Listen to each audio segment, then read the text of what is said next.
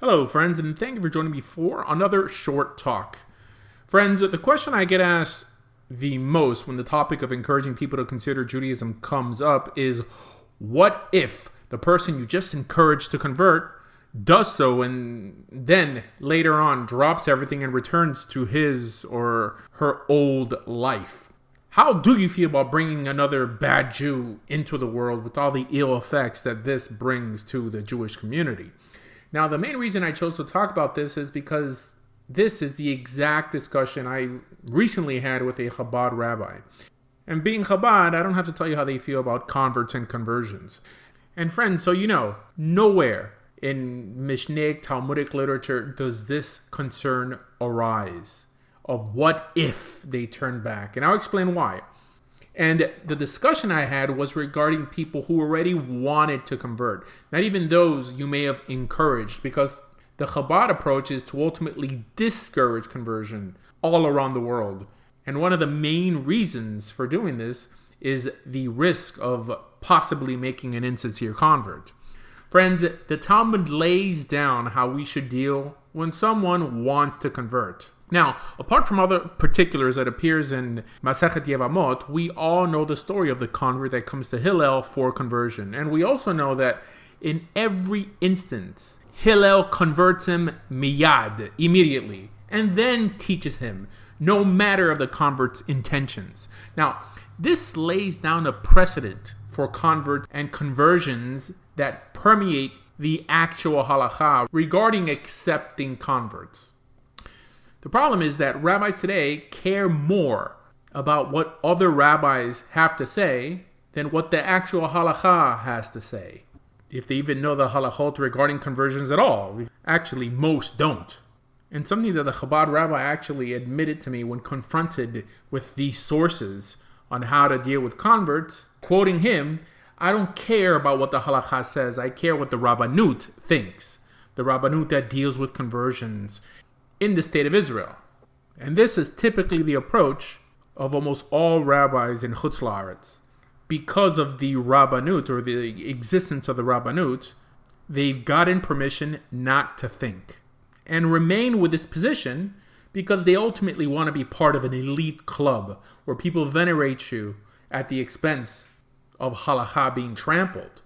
But anyways, after mentioning Hillel and how he accepted converts, I went through a Surabia, which is quoted verbatim by Shulchan Aruch in Yeridea, which is also just a quote from Masechet Yevamot, because these are the only halachot we have regarding what we do when a convert comes to convert. It's not difficult. I told him that the halakha requires you to encourage the convert at least when he comes, 100%. Now, the halakha also mentions that if you honestly see that this individual is coming with the wrong intentions, you don't have to convert him.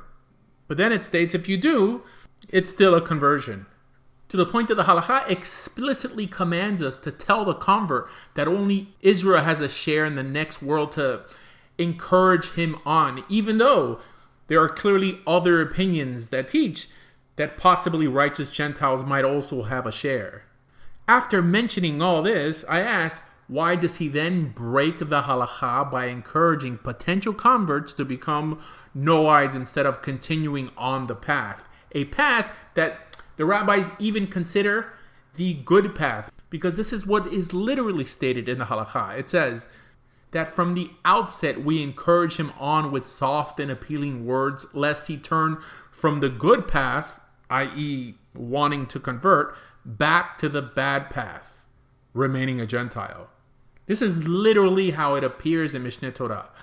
The thing is that nobody knows this, because if they did, they would either be as appalled as I am, and if they knew and did nothing, then they would truly not deserve a seat among people who claim to stand for Jewish law. I would go further to say that if you're a rabbi who claims to know about conversions, Noahidism, and Jewish outreach, does not speak out about this but continues to play into the corrupt system of dealing with newcomers to Judaism, friends, this is a sign that you have a dishonest rabbi and should be looking for a new teacher. Which is why you will not see a conversation or debate that I am involved in where the topic is conversion or the understanding of Jewish law where I don't come out on top. Not because I know much, but because I stick to the halakha. And you could do the same.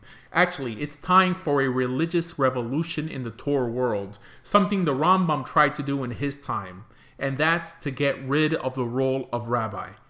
Why? Because it's a false title to begin with.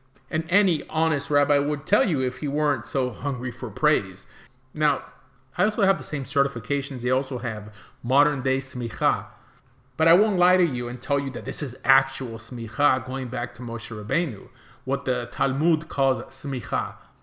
Actually, one could say that the notion, or at least the modern notion, of rabbi has become as perverted as the conversion process has. Because they'll tell you, if you're not learning with a certain rabbi, you're not learning real Torah. Just like they'll tell you that if you don't convert the way they tell you, with a court that they accept, then you're a fake convert. Just like they tell teachers who disagree with them that if you're not teaching what they're teaching, you're a fake rabbi. Friends, thank God for source material. The next time you hear someone use the phrase fake conversion, ask them, apart from the obvious, right? Women in a Beit Din, unacceptable Adam, or not using a kosher mikvah, what is an actual fake conversion performed by Orthodox Jews? Oh, a conversion your rabbis choose not to accept? And regarding the possibility that a new Jew, i.e. a convert, might return back to his or her old way of life, if this was really a threat, if it was truly a concern, why didn't you see rabbis discouraging secular Jews from procreating then? I mean, if the issue actually was the possibility of making more irreligious Jews, why wouldn't they encourage secular Jews not to have children? Because actually Jewish law regarding complete secular Jews is that they're considered kegoy, kekuti, equivalent to Gentiles. And by reaching out to them, which is what groups like Chabad do exclusively, they would actually be making them liable for laws that they didn't even know exist or were responsible for till Chabad told them. Actually, their sentiment towards this is the opposite. They go out of their way to stop intermarriage amongst secular Jews. Because God forbid that their children also won't be Jewish, religious or not. But no, there's no double standard here. But only when the slight possibility arises among converts are they concerned. And why? Because, easy, it's Kabbalah and Hasidut that has poisoned Jews to believe that Gentiles are intrinsically impure and irredeemable, while the Jew, no matter the state, is still holy, right? Helek Eloka mimal mamish. So, what's the actual response to the question? Ve'afta l'recha chamocha. Love your fellow. In this case, your fellow Jew like yourself. Kol Yisrael arevim ze bazeh. That every Jew, every Israelite is responsible for every other Israelite, i.e. Torah-keeping Israelite. That every Jew has the responsibility to help any and every other Israelite that values having a covenant and a relationship with God and His Torah. That's our responsibility. Not just saying that they don't recognize conversions that were performed correctly. No, friends, that doesn't get you off the hook. And the more groups like Chabad take such an attitude toward converts, the more their bigotry is shown. So, if someone comes to convert and the stresses of remaining firm has them down, friends, it is your job as a Jew to help them remain on that path. And that goes for someone who happens to have Jewish parents or those sympathetic to the covenant. They should also be helped. That's the principle behind Tinok Shenishba. So, if a convert does leave because of the carelessness of the Jewish people, it is not the convert's fault or the person who converted them. It is our fault. And the answer is not to stop conversions like many rabbis have suggested because we don't have our act together, like doing away with Shabbat because Jews don't want to keep it. No, but to rise up and challenge the status quo. This rabbi was actually the rabbi who opened up a shul and a mikvah in the same community in Ecuador where we converted dozens of people. And I asked him, why didn't he allow our female converts to use the mikvah once a month? Or even enter his shul? And he said, because we don't accept those conversions. And then I reminded him that according to halakha, if someone claims to have converted, We don't ask them who converted them unless the person's coming for marriage. That's the halakha.